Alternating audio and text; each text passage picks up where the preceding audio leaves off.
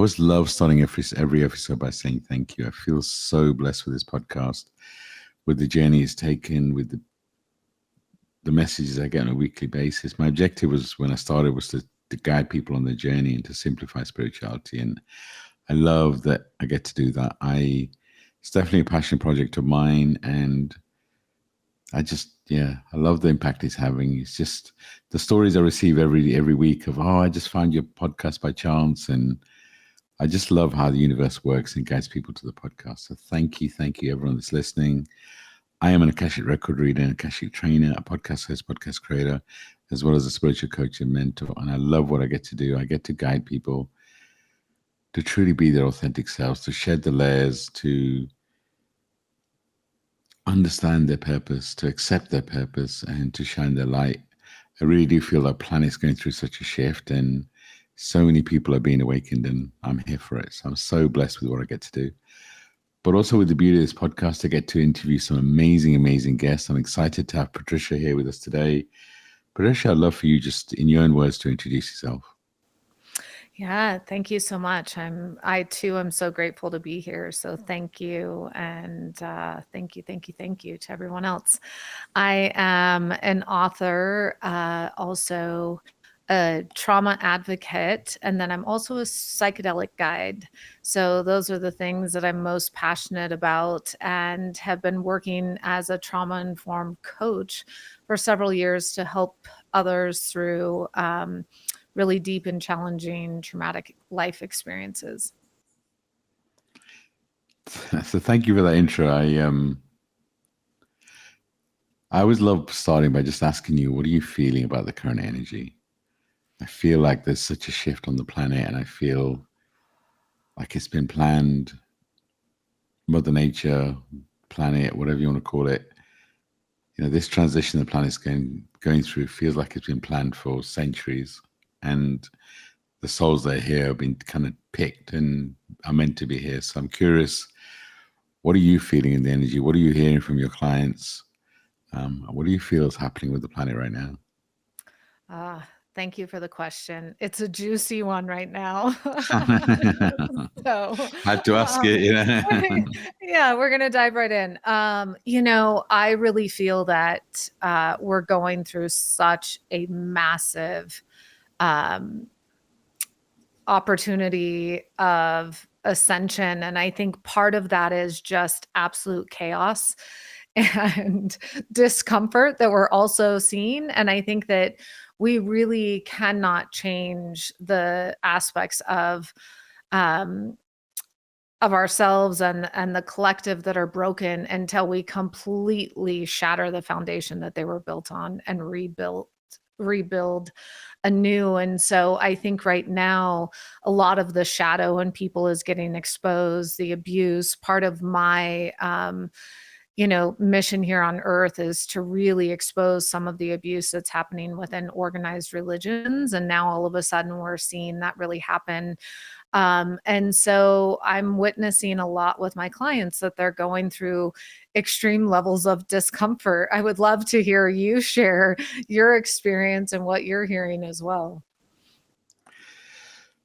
Yeah, it's kind of, as you say, I mean, for me, the planet and what the planet's going to go through, and over the next 18 months, I feel like as we shift from masculine to feminine, I feel like the masculine's all been about egos, individuals, as you talk about religions, but also we put people on pedestals, we put them and I just feel like as we individually kind of go through accepting our ego, I feel like the really strong characters that maybe have been there under, who's to say what's real or false, but I feel like a lot of those individual egos are going to come crashing down, and we're entering into an age of community. And in terms of individuals, I feel like, not sure if I want to put it as black and white as two camps, but generally I feel like there's going to be people who focus on the noise on the outside and let that consume them. And the others that will realize that there's so much happening inside them and focus on the healing on the inside. And there's no right or wrong, right? Whatever you choose is perfect. And some people, I mean, I guess maybe a little foot on both camps. We are human. But also, I feel like there's some of us that have the role of a light worker, Mm-hmm. of a bridge to guide people on that bridge to let them know that there's a choice, to set that example. And we're not Yeah. here to force people to change. We're here to guide people. Yeah. It's interesting because I was scrolling through my Facebook the other day of my friends, and the majority of the connections that I have there are all light workers. And it's amazing how so many people are being awakened into this role. And we are going to need so much support as we move through this. And so it's really inspiring to see. So I deeply acknowledge and appreciate you bringing that into the light. You said something, and I'm wondering if you would speak to it a little bit more, is that, we have a choice to focus on what's the external going on, or we can go into our internal landscape. Being a trauma informed coach, I witness a lot the fear and hesitation that people have in going inward, especially those that have experienced adverse childhood experiences or traumatic experiences in their life. Can you speak to that a little bit, and what the invitation is to come inward? That's a really deep question. The reason it's a really deep question is I feel like so many of us have chosen to heal ancestral karma in this lifetime, Mhm. which is why kind of a lot of people have experienced deep childhood, whatever you want to call it, but religious, the programming that comes from that control. But I feel like so many of us are here to break that mold. But it's hard because our soul has made these decisions for us in terms of what are we here to release ancestral karma, what are we here to release personally, and sometimes it's consuming, right? And we go through this phase of being consumed. But I do feel like there's a mass collective opening Yeah. where the veil of amnesia, where we try to understand why we pick the choices, is becoming thinner. Yeah. And the programming that we've all been under for centuries really is starting to crumble. Mm. And what I mean by a choice is, the reality is that sometimes our pain, our trauma consumes us. And we go through a phase, it's like grief, right? It's that we go through the phases, and the individual choice I feel that we have is, if we meet the universe halfway, if we start to ask, change our question to understand why we picked the choice that we did. I always look at healing as in stages. Awareness is always the first stage. And Mhm. how do you become aware? You start, kind of working with people like you, and kind of, but being open to the universe supporting you with sending you the right people, but also start to change your question. It's just, if you keep your questions, why does this keep happening to me? Then your guide's going to be like, okay, you want this to keep happening to you. Mhm. Whereas if you change and say, okay, what am I here to learn? Because the way I look at it is, I'm always going to be a student. I'm always going to be learning. I'm always going to be expanding. And whatever the universe throws at me, whatever my guides throw at me, it is to expand me. It's Yeah. hard sometimes, right? When you're going through some tough things, it's like, I've had many conversations with my soul, with source, and just, I won't swear right now, but what the heck, right? What were you Yeah. thinking? Why did we pick this? Just, and that's okay. Yeah. So you So that's a touched long on answer. yeah, That's a you long touched answer on to a simple something question. really Yeah. you touched on something so important though, and I would love to open a conversation around that. Sure. And you shared, you know, the way that I heard you was that sometimes we become in this healing kind of cycle where we're perpetually healing past traumas. And so, can you speak to that a little bit? I have my ideas on it as well of we can almost become addicted to the healing journey, and how do we transform out of our healing crisis into living? I'll just share with some of the listeners that I recently had the opportunity of doing a reading with you, which was incredibly powerful. And one of the things that came up in that is to have more joy. You know, you can do this work that feels hard and heavy, but you can also do it with, you know, laughter and lightness and joy and levity. And so, can you speak to what is the bridge between going through your healing crisis and then moving to the other side of it, of actually being aligned in your work and your purpose and not being burdened, so to speak, by the heaviness of what's happened to you? I mean, it's interesting, right? The heaviness is, we are here to release heavy energy, right? It's just, Mm. but the shift from awareness to acceptance is where the shift really happens. You know, in many ways, for me, the awareness is a little easier because you start changing your question, you start really kind of looking inwards. All of a sudden, your awareness increases. It's like opening a door. Once you open the door to awareness and you start to understand that actually some of the things you went through was part of your journey, was part of what you're here to experience. It is what partly you chose as a soul to heal ancestry. So all of a sudden you start to become aware. And for a little while, that's enough, right? Look how cool am I? I'm so aware, you know, I know why I'm going through things. And, you know, and sometimes it becomes addictive, right? You stay in that space of, but eventually it becomes frustrating because you're staying in that spot of awareness. Mm-hmm. And the next phase is to accept, because, and that for me is harder because awareness happens when you open that door, and it's kind of, it can be happen really quick, but you can't shut that door. You can't all of a sudden Mm-hmm.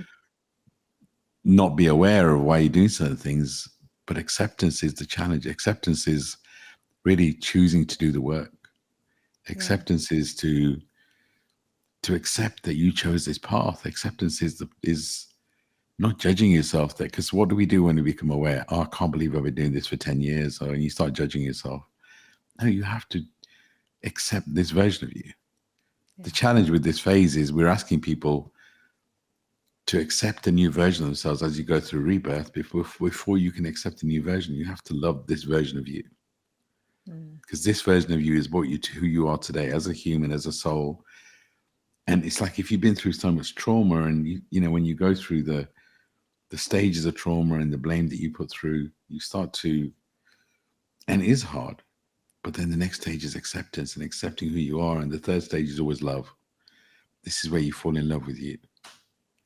Mm-hmm. And, you know, I love how actually this podcast, you're asking me loads of questions. It's kind of like weird. I'm not used to it. But Everyone says that. I thought I was supposed to be interviewing you, but I think that I love the balance of really like understanding so much deeper. And so I love to get other people's point of view. So when I have the captive audience, I love beautiful. to inquire a little bit more.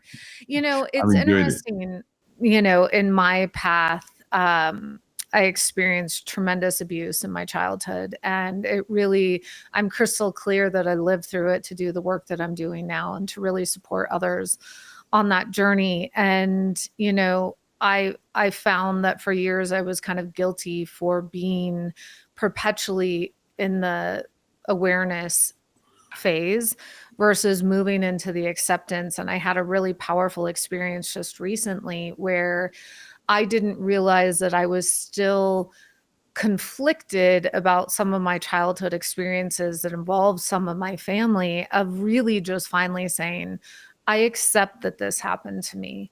And if I don't fully accept that this is part of my, as I call it, spiritual curriculum that I had to live through, then I'm living in the past, actually, right? And in that duality of these two states of consciousness. And that radical acceptance, I think something that we don't often talk about, for me, it came with a tremendous amount of grief that I couldn't even access, and grief that was being masked by anger. And so I think that you've touched on such a powerful I didn't really have the eloquence and language that you had around it of really bridging those two worlds of the awareness and then moving into acceptance. Um, I think it's, that element of self-love too, to really fully love yourself right here today as you are. And I often have a lot of my clients ask, well, what does that even mean? What does it mean to Yeah, love yourself? You know, how do you do that? it's hard. I mean, it's I mean, you just said so much, and there's so much that kind of came up that I want to share. It's first thing we pick. Sometimes trauma is caused by a blood family, and the difficulty is our expectations of what we should get from our blood family. Hmm. Our programming says that we should get love from our parents or siblings, but ultimately you picked your blood family to expand you in some kind of way, Mm. and that's difficult when it involves trauma, right? And it's just, but acceptance and radical acceptance doesn't mean that you need to keep people in your life. Mm. Radical acceptance means accepting this is the path that you picked, but you still get to choose when the soul contract's done. You still get to choose when who's in your world and who isn't in your world. And acceptance isn't acceptance is about accepting the journey you've been through. Doesn't mean you have to accept people to stay in your life. That's still a Yeah. choice. Yeah. The other thing I really believe, I was saying earlier that I feel like the souls that are here now are meant to be here, and they're meant to be here because we're meant to break the mold, right? Break the mold Mm. of, and I feel like when we go through things, we go through them for three reasons. One is to release the karma that we chose to release in this lifetime, whether it's Mm. personal or ancestral.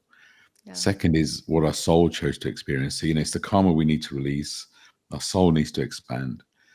And I really feel that those two things are almost like our training for whatever's coming next. Hmm. Like, I'd love to hear more about your story, because you're a great example of everything you've been through has brought you to who you are today. And it's kind of how you're shining your light. Yeah. And I applaud you for it. But I'd love for you to share more about your journey and kind of what brings you to this spiritual being that you are today, that's shining your light. Ah, thank you. It's kind of a wild story. I'll try to shorten it. But I was a baby of 9 children, grew up in a Mormon faith and household. And at the age of 16, I became pregnant. And I went to go have an abortion and had told one friend in school, and she had called my parents and said she's going to go have an abortion. And my parents took me to the bishop of the church, and he said, there's a place where we send girls like you. So they shipped me to an all girls school out of state at 16 and pregnant. And when it was time to give back birth to my son, I begged and pleaded, and my parents finally acquiesced. And I moved home to actually give birth. And I was so small at the time that I had a lot of challenging complications with his delivery. And when I came out of having given birth and had to go into some emergency surgery, there was a family there holding my child. And my parents just said, this family is going to go ahead and adopt your son now. And you can imagine, being a mother who had just given birth, how traumatic that experience is. And so, through a beautiful kind of myriad of instances, the nurse took my son, placed him back in my arms. And when he was 9 months old, the bishop of the church came to me again and said, I'd really like to meet with you. And he said, I've had a vision from God, and God has told me that this child isn't meant to be with you. And so at that time, I ended up kind of losing my son through that influence. I believed him, if God has spoken, then clearly this is what's meant to be. And he ended up being adopted out. And fast forward to when he turned 18, he showed up on my door. And when he came back to live with me, it cracked open a tremendous amount of abuse that I had disassociated from, of sexual, physical, and emotional trauma in my family of origin. And I kind of found myself on my knees, like, hey, God, I don't know if you're there, but I need some help here. I don't really know how to navigate this. And long story short, through those confluence of events, I found my path of really studying, went back to school studying spiritual psychology, and worked with a myriad of teachers around the world. And I knew within a short amount of time that I had lived through this for a sole purpose. I was fortunate enough that my soul actually knew that, and I wasn't searching for that. I just didn't know in what way I would bring that to the world. And, it's often, I recently just finished writing my memoir, and I collaborated with a writer on it. And he said, do you ever wish that you hadn't lived through this tremendous amount of pain and abuse? And I went, there isn't an ounce of it that I would have traded, because it's made me who I am today. I mean, the depth in which I can hold and support my clients it's an incredible gift. And the way that I can see and use my intuition is just, it's so sacred to me, what I've lived through. Wow. And that's what radical acceptance looks like, right? Yeah. It's that, you've been through so much and you've shared a little bit, and it's in it. No one would blame you if you're still being angry, right? It's just, but it's that, radical acceptance that you've been through that so you can guide others through it. Mm-hmm. It's such a beautiful thing to accept, and but it's also hard to do. So congratulations. Well done Thank you. But I'm sure that's not where your spiritual journey ends, right? In terms of what you've been through. And so, the spiritual being you are today, I've managed to connect to your guides, as we talked about earlier, and you have a clear mission on this planet. And I feel like the things that you've been through has brought you to this point. Is there anything more that you want to share about your journey that kind of has led you to be the spiritual being you are today? Yeah, I think that, a misconception that I thought is, oh, you're going to go through this, have this healing experience, and then all of a sudden you're going to be enlightened and you're not going to have to go through hardships anymore. I mean, I really did think that. It's like, oh, I'm going to get to this point and then I'm not going to suffer. And then in 2017, I lost a sister to a fentanyl overdose. And then in 2023, lost a sister to suicide, and life continues. And one of the ways and one of the spiritual teachings that has really stayed with me is, it's how we relate to these life experiences that is the issue. That's the issue, not the life experience that happened, meaning I have choice in how I want to relate to these traumatic experiences.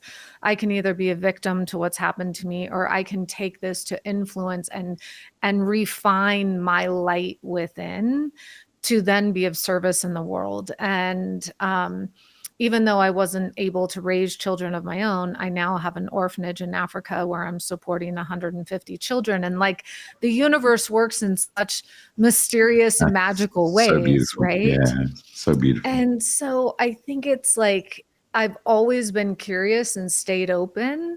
When life gets hard and challenging, I know that it's happening for a greater purpose. I just have to be strong enough to weather the storm to get to really understand why I'm having to go through another life lesson.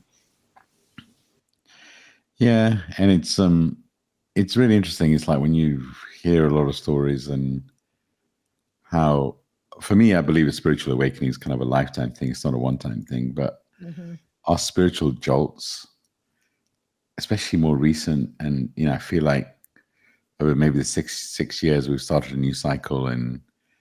But I feel like those majorly traumatic events, certainly when we lose people, is somehow connected to our spiritual journey and our spiritual awakening. And I know for me, for example, I lost my mentor, my friend who was guiding me. She's aged only 30 years old. She passed away in a fire in March 2020. And that, for me, she's now one of my spiritual guides, but it led me to really understand I've been playing safe. Mm. And it's just, and my dad left this realm 30 years ago, and I didn't realize at the time, but that, do you know what I mean? It's like when I go back and I look at when I lost people from this realm, that in some way was meant to be. Mm. And it's just interesting when you start looking at your most painful experiences, some of them can lead to your biggest growth. Yeah, absolutely.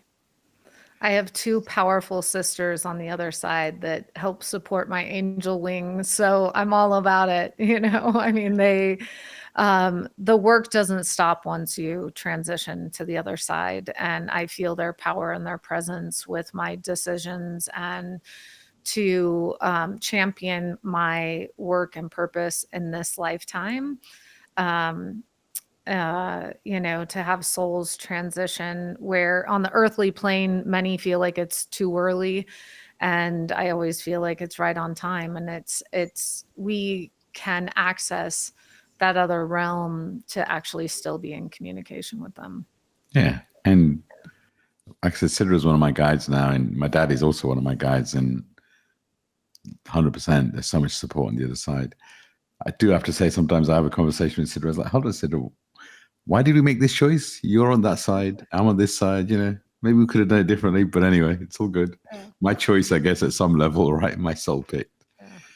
So what would your advice be to somebody that is still in the stage of feeling the trauma, Mm. kind of wanting to really understand?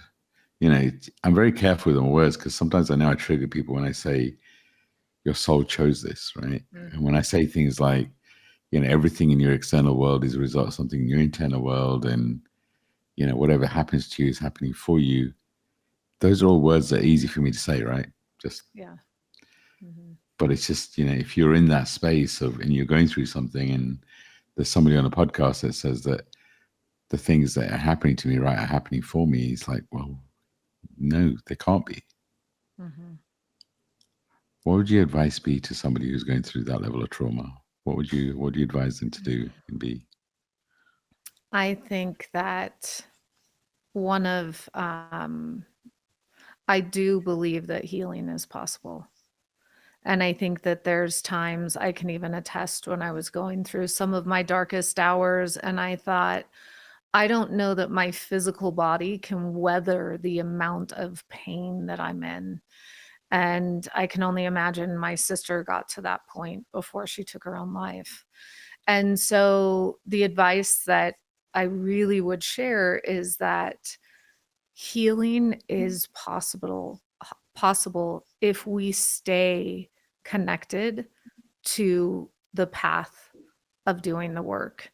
And oftentimes people say, well, what does doing the work actually mean? What does that mean? And for me, I've always been a firm believer that when the student is ready, the teacher Yeah. appears.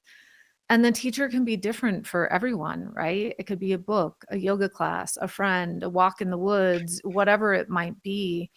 So long as you're staying connected to what I call the divine, or the universe. And I know 1000% that I am protected and I am always being divinely guided.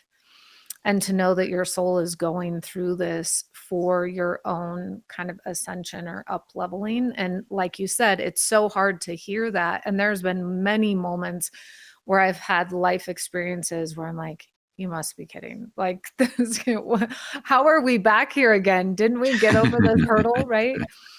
And then I Yeah. think one of the most powerful aspects of it is that the things that we live through are it's the very essence of what we go on to teach.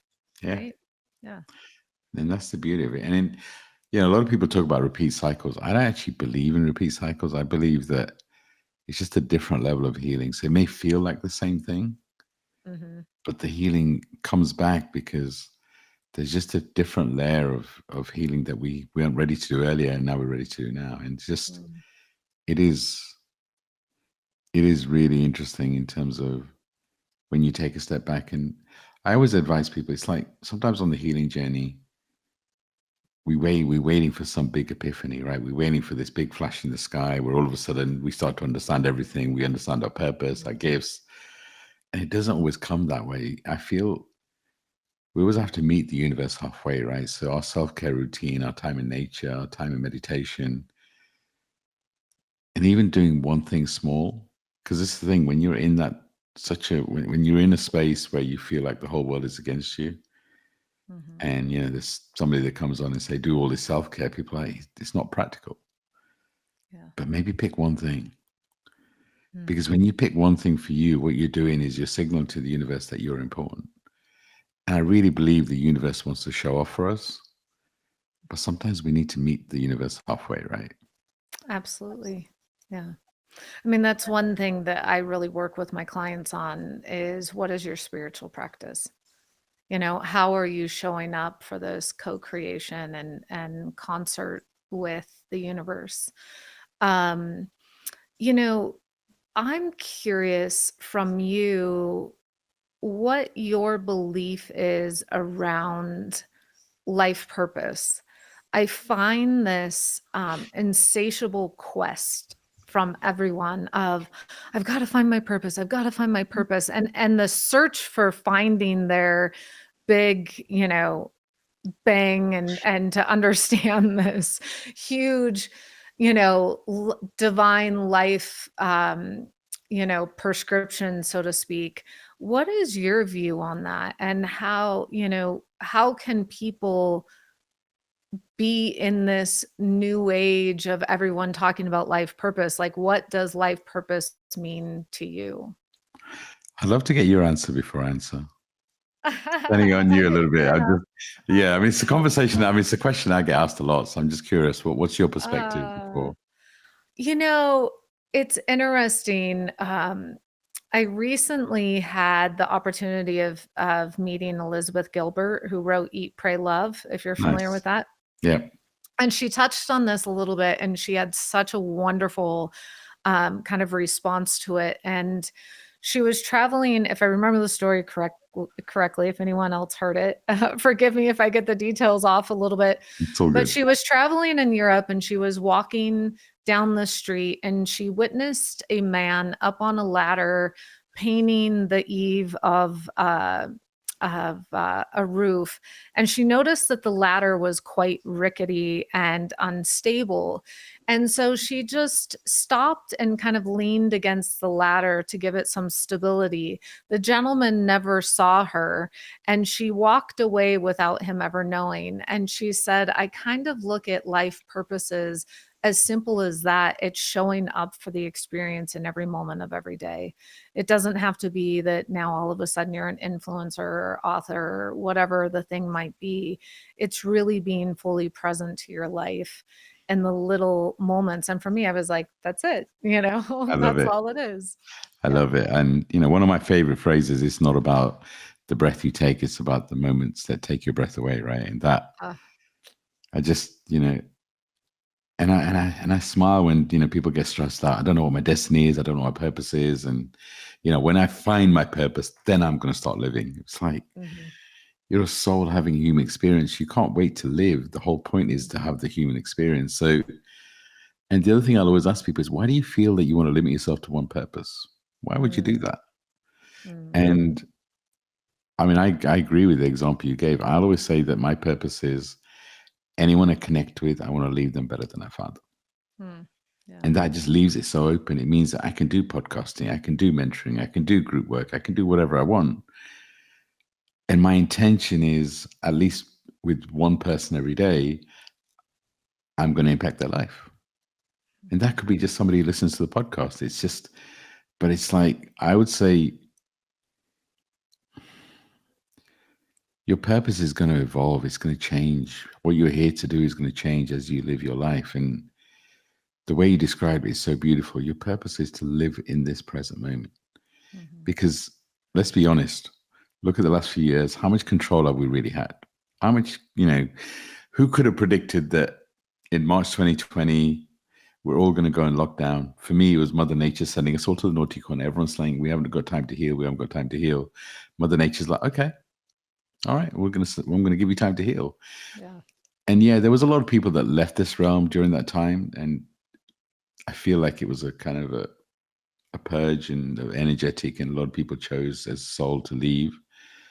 But we can't really control the future. Let's be honest. There's so many things shifting, so many unusual things happening.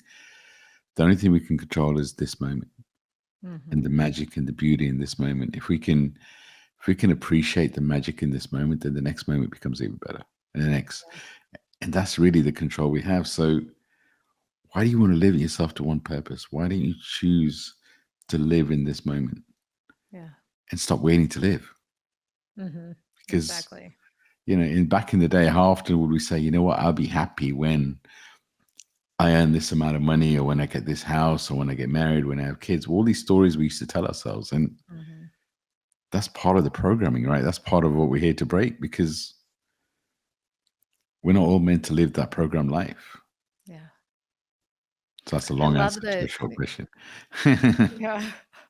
I love that you brought up COVID because I had a lot of people around me that had extreme fear with COVID, and I don't want to undermine their Yeah. experience and their fear around that. And for me to just witness this opportunity, it was like everyone got grounded for a while, and got sent to their corners, and everyone's in timeout. And to see, I was busier than I've ever been in my life during COVID from a therapeutic perspective, because it was astonishing to me how many couples had not spent time together, and really having to do their interpersonal work. And why am I with this person? And how many divorces happened during COVID? I mean, there was a tremendous amount of souls leaving this earth, but then there was a lot of divorces as well. And to kind of see that crisis, and I think it brings up for me the importance of how much do you enjoy your own company, and then to share that in the presence of others.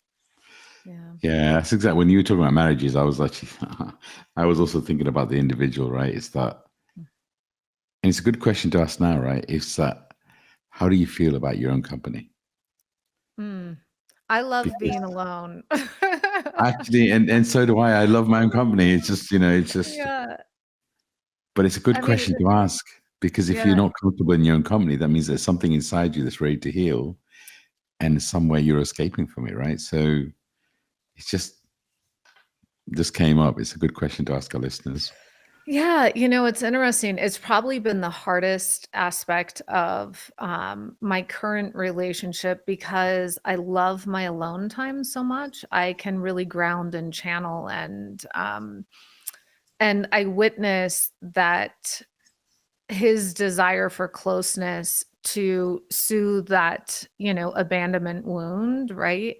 And for me, it's like I feel very expansive when I can spend time alone, especially in nature as well.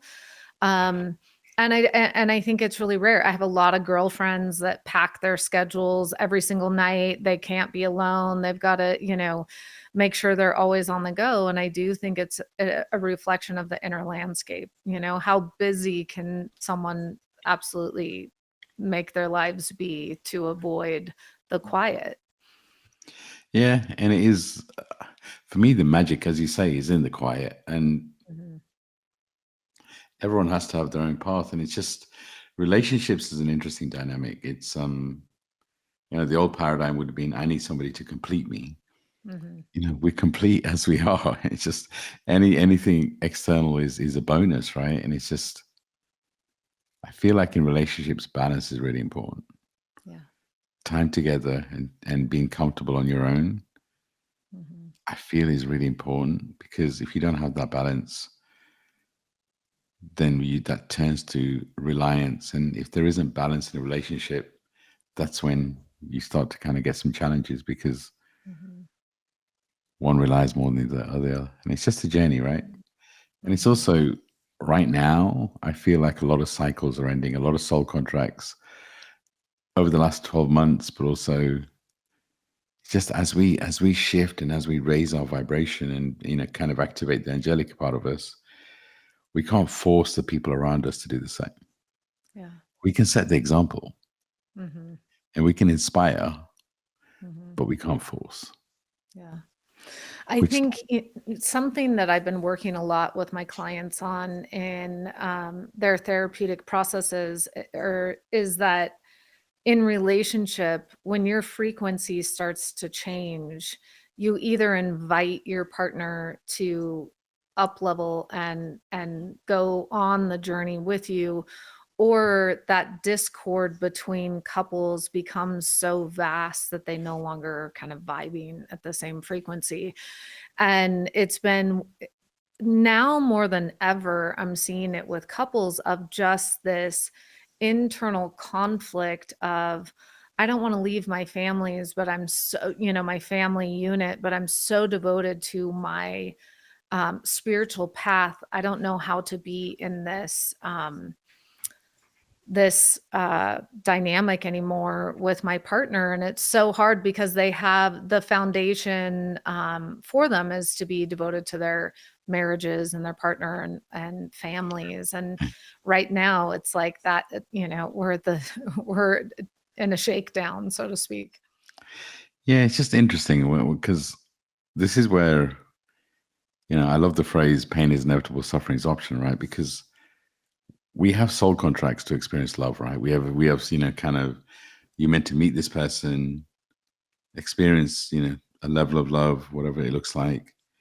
But then what if that soul contract is also then with the same person, you're meant to experience pain and separation.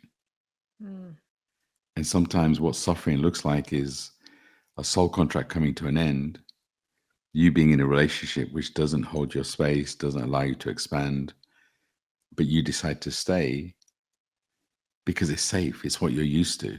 mhm, And that's where the suffering comes. mm, And I always I make it sound easy, right? But really stopping and looking at the people around you and seeing yourself as that Disney princess, Disney prince, the hero, whatever you want to call it, and knowing that the people around you are playing the roles that you asked them to play, yeah, and then asking, well, hold on, is that role complete? yeah, And that's what I said. I feel like so many people are going through this separation now because we are going through a cycle of completion. mhm, And, you know, even in a relationship, if you stay together, then there's probably a new soul contract mhm, of what you meant to experience in this phase of life because the planet's changing. mhm, And the only constant in life is change. And yeah. everyone says, I love change. Oh my God, I love change. I'm here for change. We love change if we can control it. I If haven't we, heard anyone say that, by the way. yeah, well, I mean, a lot of people say, "Oh, I love change," because Yeah. but we only love change when we can see it coming. We know what it's going to look like. When we can't see, and like when lockdown, nobody saw that coming. It's just Mhm. everyone was kind of in denial, right? And it's just like, well, and even the shifts of this year, it's just change is the only constant. And the reason that people are feeling a little worried right now is because people can feel a shift happening. Mhm. Intuitively, we can feel, but it's making people feel uneasy. And what's happening is the disconnect between the human and the spirit is even more than normal because the spirit knows, soul knows that this is the time we're meant to be. And it's kind of like, okay, I've worked at it. I'm ready. I'm ready. And the human's like, well, hold on. I want to understand it. I want to put it in a box. I want to be able to plan for it. This is not the phase to. So the more that we can talk to the ego, the human, and let the human know that this isn't a time to be worried. This isn't a time to control. This is a time to let go. Yeah. Mm. How does And that feel to it's you? yeah, I mean, what comes up for me is just getting uncomfortable in the discomfort, right? Or getting comfortable in the discomfort. Um, you know, it's interesting as you're talking, hopefully my mother will forgive me, but she called me recently kind of struggling with something with my father, asking for my, advice. And I just went, Mom, you've done this for 60 plus years now. Like, why are we still asking this question? I mean, it's the same thing. And I think to your point in relationship of I've witnessed so many people stay in their relationships and suffer for years of the suffering for the fear of stepping out into the unknown. And I'm so grateful that you brought that up because, you know, my reflection to her is when will you just accept that you chose this? Like the second that you accept that you chose this, maybe you can stop suffering Yeah. in your relationship, right? It's It's that like, acceptance, right? It's that acceptance yeah, that you chose this. And, uh, you know, but it's a really interesting time. And I really try and be gentle with people and help, kind of understand that everybody's on a unique journey. Who mhm, I very rarely try and tell people what to do, because who am I to tell people what to do? yeah, I can intuitively guide. But maybe that's your mom's path. Maybe your mom was meant to. This was the ancestral healing that she chose. absolutely. I do have a question for you though. I If love it. you were to give, I know you don't want to tell people what to do. What do you think is the most important thing that people can do as we're moving through this global shift in collective consciousness? And my answer is really simple: is stop looking for the answers outside. I mean, how often when we have a question, the first thing we do is chat GPT or Google? Mm, What if we just, and obviously if it's a factual thing, we need to know directions, sure, use, but if you have a question about your journey, you know, maybe you go and get reading or whatever, but the first thing I always recommend is look inside for your answers, mm, because you have so much knowledge. And I feel like the shift that we're going through right now is we're meant to break the mold. And if we're meant to break the mold, you're not going to find your answers in your history. mhm. You're going to find them from a channel's perspective. So why don't we activate the channel in us and really sit with our own energy, our own guides, and ask the question? And a lot of people may say, well, I don't have guides. Respectfully, we all have guides. Mm, It's just we're not receiving the messages that we expect to. yeah. But start with your intuition. Because our messages from our intuitive is always, they're always light. They're always, don't shout, or our ego shouts, our ego's brass. It's kind of like, start trusting your intuition and then see where that takes you. Yeah. I And agree. what would your advice be? How would you answer that question in terms of, if there's so much stuff happening on the planet, what would your advice be to people to find that balance? Um, I mean, absolutely piggybacking off of what you said, of course. And I think that to stay grounded through this, you have to have some form of a spiritual practice. Whether it's meditation, breath work, daily journaling, whatever it is, to have something. And I think that there's this misconception that it needs to be hours and hours a day or, Mm. structured. It's the little things. And I think most importantly is that daily check in, to just check in with your body. What do you need? What are you lacking? I think people are so on autopilot that they forget to even check in with the vessel that they're, moving around this life in. Um, and so I know, and it's one of the first things to go when we get busy is our spiritual practice, right?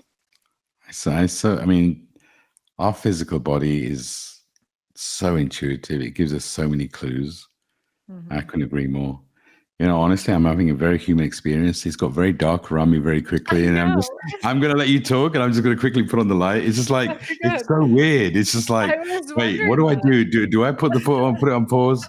You know what? Whatever No. comes through. So I'm going to let you, just give me 2 seconds while you can talk. Okay, do it. Turn the lights on. I was witnessing that as well. And what's funny was coming to me when I witnessed kind of the light and the dark was that isn't that the nature of life that we have to be in resonance with both the light and the dark. And when it becomes dark, we can just go turn the light back on, right? I mean, really, that was going through my head as I was I was just, witnessing all of a sudden it get dark.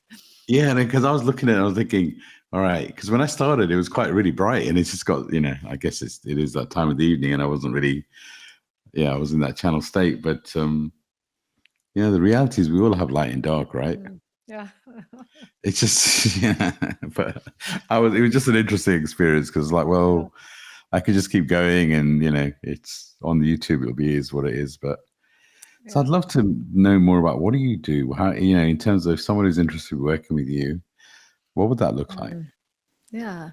So my path of healing really included, I was on the floor of my bedroom one night in deep, deep, deep pain and suffering, and really kind of pleading with the universe to show me a path to healing or to take my life. And what was revealed to me at that time was to explore working with psychedelic medicines. Like, I really needed to get online.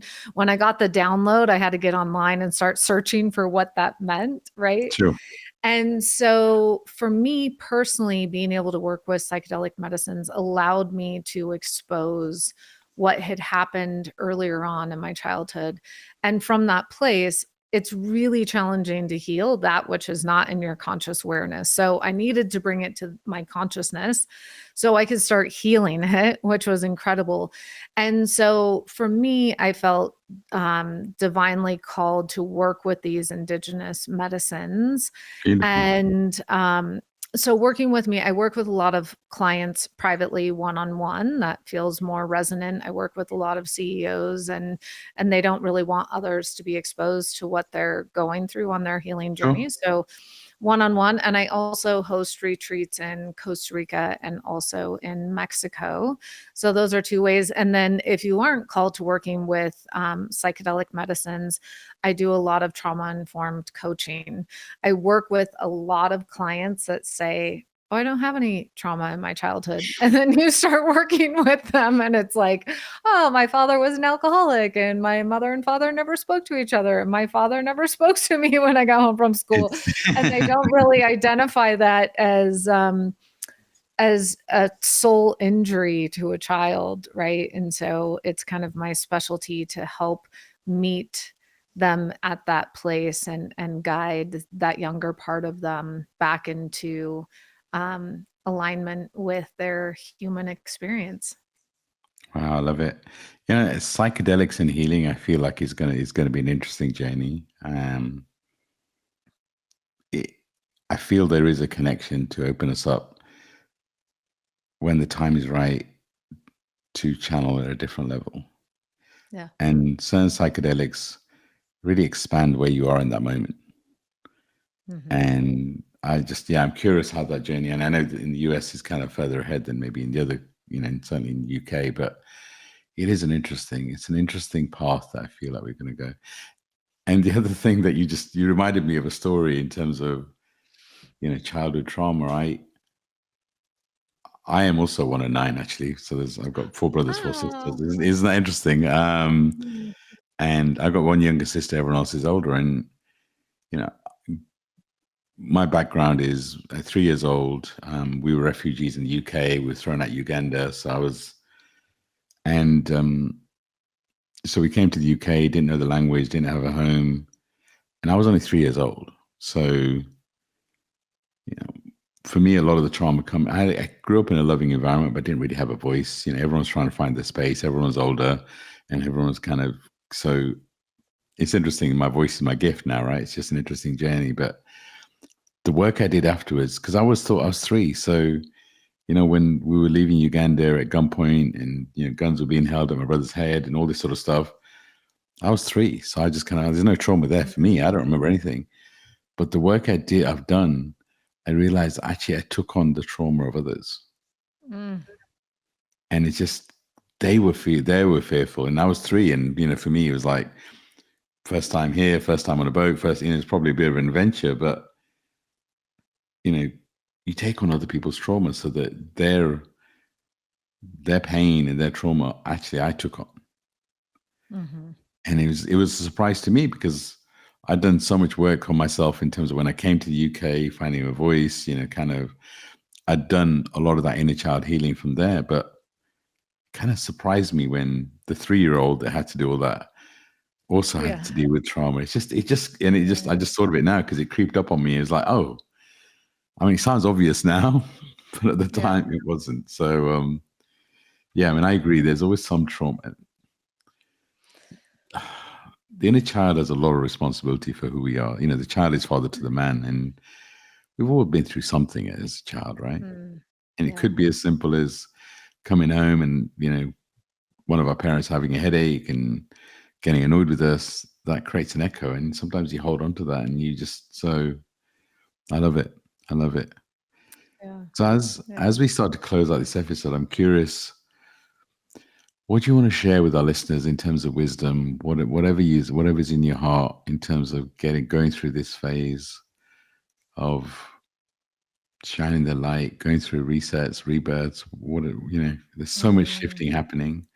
What would you advise people? I think that now is the time more than ever to really deepen in our, you know, nutrient dense food. We are who we surround ourselves with. To stay in that loving compassion and to deepen in just sacred acts of self love. I think time in nature to really decompress from all of this. And then I think, more than ever to absolutely trust the process, that there is a divine plan unfolding. And I know that so many people are living in fear right now. And I'm so grateful that I have this inner knowing that everything is going to be okay. And it is happening for our greater good, for as uncomfortable as it may be for some right now. And to just trust in that unfolding, and to also know that there are brilliant teachers and guides and healers doing incredible work. I know even the work that you and I did together, I'm excited to deepen in our work together here in the future. There are guides out there that can support this time. And if you're so willing to go on the journey. Yeah. Yeah. And as you said earlier, once the student's ready, the teacher will show up, right? And Mm-hmm. for me, it's a soul contract. Yeah. So ask your guides and trust in your soul. I know I would encourage all our listeners to follow Patricia. You have some exciting things coming up, and I we do. talked a little bit about it yesterday. I'm curious if you want to share about anything that's coming up for you. I would, of course. I have a 3-part docuseries coming out, which is exciting, and my memoir, both titled "The Church of All Good Things." Um, and then also some retreats coming up, and they can find me at Patricia_Noelle, Noelle_ on social media, or patricianoelle.com. Beautiful. I will include your links and everything in the show notes. So if you are, I would highly encourage you to follow Patricia, and if her voice resonates, and then reach out to her. Mm, Beautiful soul that's here to do beautiful things. So thank you for agreeing to be a guest. I loved our conversation. I'm excited to see what the future holds. mm, And I'm sending so much love and light out. I hope, hopefully our listeners have really felt the love that's coming from us today. There is mm, a lot of shifts happening. And if you could truly allow the universe to support you, feel the love around you, feel the love inside you, maybe that just opens up something in you. So sending everyone so much love and light. And Patricia, mhm. I'm going to hand over to you to close us out. Oh, thank you.